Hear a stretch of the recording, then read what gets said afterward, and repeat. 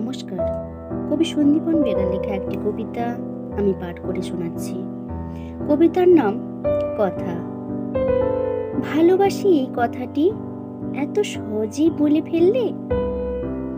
আমি তো কঠিন জীবন বেছে নিয়েছিলাম, কষ্ট করে পেতে চেয়েছিলাম শান্ত শীতল জলাভূমি, যেখানে কচুরিপানার মধ্যেও ফুটবে ফুল।